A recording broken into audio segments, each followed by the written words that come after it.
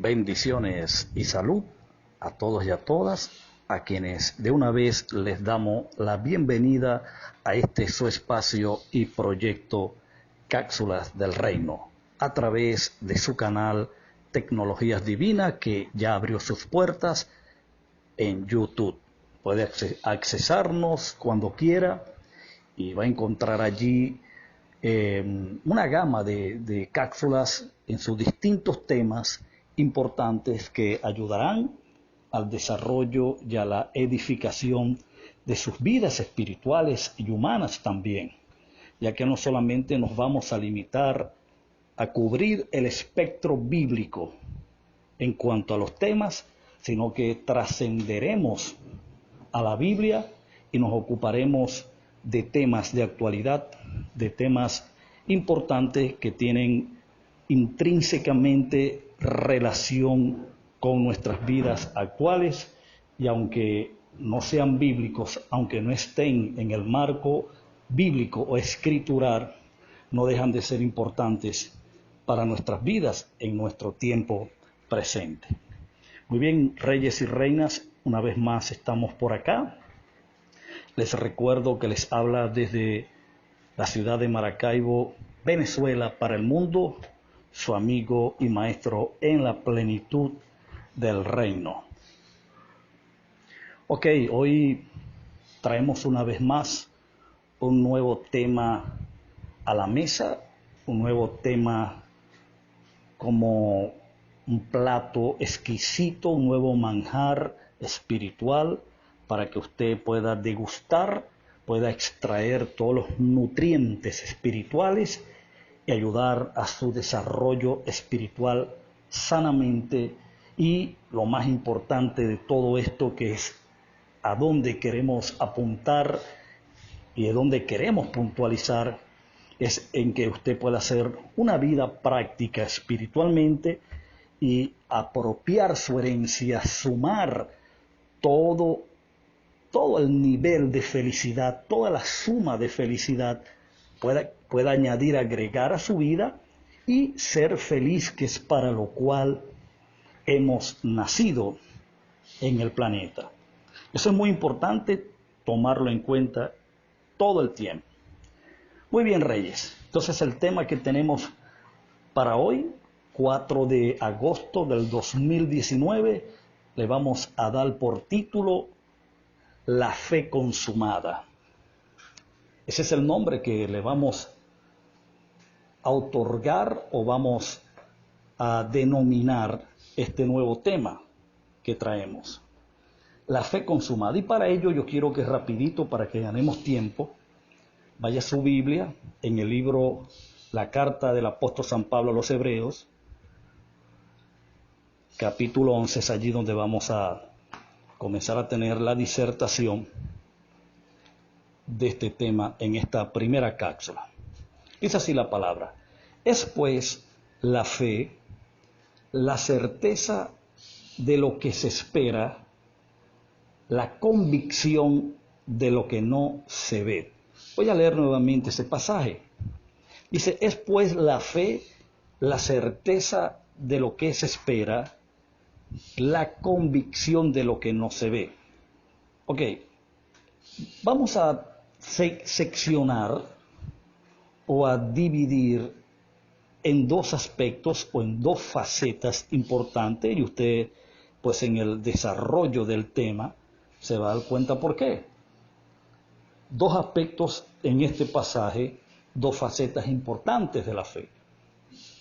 Pero antes de entrar en el tema, en su estructura fundamental, yo quisiera mencionar algunos aspectos sobre la fe que a mi juicio son conceptos básicos, elementales, sobre lo que es este tema tan abundante, tan contundente, que cruza todas las escrituras a lo largo y ancho. La fe es un tema esencial, es un tema de mucha importancia para los hombres y mujeres que agradaron a Dios.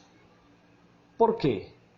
porque la misma Biblia dice que sin fe es imposible agradar a Dios. Por ende, es uno de los temas más elementales, más cotidianos, es uno de los temas que tienen más relevancia en nuestro diario vivir. El término fe es del griego pistis y traducido a nuestro español, a nuestro castellano, sería la palabra, el término creer. Es la acción de creer. Ahora, yendo un tanto más a fondo con respecto a este término y enfocándonos un tanto más en su naturaleza espiritual, pudiéramos decir que la fe es la sustancia de lo que no se ve. La fe es la esencia, es la causa de lo que no se ve. Por ejemplo, cuando usted mira o observa a su alrededor, cuando usted considera todos y cada uno de los elementos, de los componentes, de las cosas que configuran nuestro universo humano, físico, podemos entender que son derivados de una materia prima, por así llamarlo, por usar algún ejemplo y darle un sentido más entendible a lo que es la fe como sustancia, que es sería como la materia prima de todo lo que existe, todo lo que está en existencia, todo lo que ha de venir futuramente a existencia, todo será filtrado y será derivado de la fe como sustancia creativa. Eso es la fe, repito, dentro de una definición espiritual de su esencia y sustancia. Podríamos decir además, para agregarle más fuerza a lo que es la fe, pudiéramos decir que la fe tiene un fundamento, siempre lo ha tenido a lo largo y ancho, repito, de la Biblia, a lo largo y ancho de todo el drama registrado en las Escrituras, todo ese drama que vivieron todas estas generaciones en tiempos de la Biblia. La fe tuvo como fundamento el conocimiento de Dios. La palabra de Dios fue el fundamento sobre el cual la fe actuaba. Por ejemplo, Génesis dice, y dijo Dios sea la luz, o sea, Dios ordena un decreto desde eternidad, transmitiendo un conocimiento y ordena que la luz venga a existencia, se origine, y así ocurrieron las cosas. Cada elemento, cada componente del universo, llámese el agua, la tierra, aire, fuego, cielo, etcétera, etcétera, todo fue ordenado mediante decreto y la fe le dio sustancia, existencia a todo aquello. Entonces, pero cuando vemos la fe trabajando en un ámbito humano, en una dimensión o esfera humana, este sistema de cosas donde reina o es gobernado por el tiempo, donde cada cosa existente acá es una criatura del tiempo, como lo son nuestros cuerpos, además. Entonces, la fe trabaja mediante un conocimiento que filtra nuestro tiempo, nuestro espacio, y se produce un entendimiento en nuestras mentes por la iluminación que nos asiste. Ese conocimiento que nosotros podemos extraer, es la palabra correcta, de nuestro interior, la acción que nos toca hacer de ese conocimiento que nos indica que estamos involucrados en cualquier responsabilidad humana acá en el planeta, bueno, la acción sobre ese conocimiento que hemos entendido es la fe actuando. Y cuando esa fe actúa, cuando esa fe se activa por la acción del conocimiento, ¿qué cosa hace? Te posesiona, te pone en lugares de privilegios ante Dios, te honra, te hace alcanzar buen testimonio ante Dios. Es decir, te genera una serie de beneficios que son bien importantes en tu vida espiritual y en el desarrollo de la misma. Esto es un punto esencial a entender en lo que es la fe antes de entrar en lo que es la fe consumada. Ahora bien, la Biblia nos habla de varias características de esta fe en los hombres, en las personas, la forma como se le otorga, la forma como ha venido, para qué ha venido. Por ejemplo, se nos menciona en Efesios capítulo 2, versículo 8, la fe como un don. Y el término don implica regalo, obsequio. Dice así exactamente el pasaje, Efesios 2:8, por gracia sois salvos por medio de la fe, y esto no es de vosotros, pues es un don de Dios. O sea, lo que el apóstol está allí resaltando o colocando de manifiesto, poniendo de manifiesto, es que esa fe que te habilitó a creer para apropiarte de la salvación, no fue bajo ninguna circunstancia producto de la naturaleza de los hombres, sino que fue mediante un regalo que Dios le otorga o le imputa esa habilidad al ser humano, como lo fue al individuo del primer siglo, a la iglesia. ¿Para qué? Para facultarlo o habilitarlo a creer en lo que se le estaba otorgando como herencia, como promesa, y de esta manera poder entrar a heredarla. En este caso, dentro del contexto de lo que se está hablando en Efesios capítulo 2, es la salvación.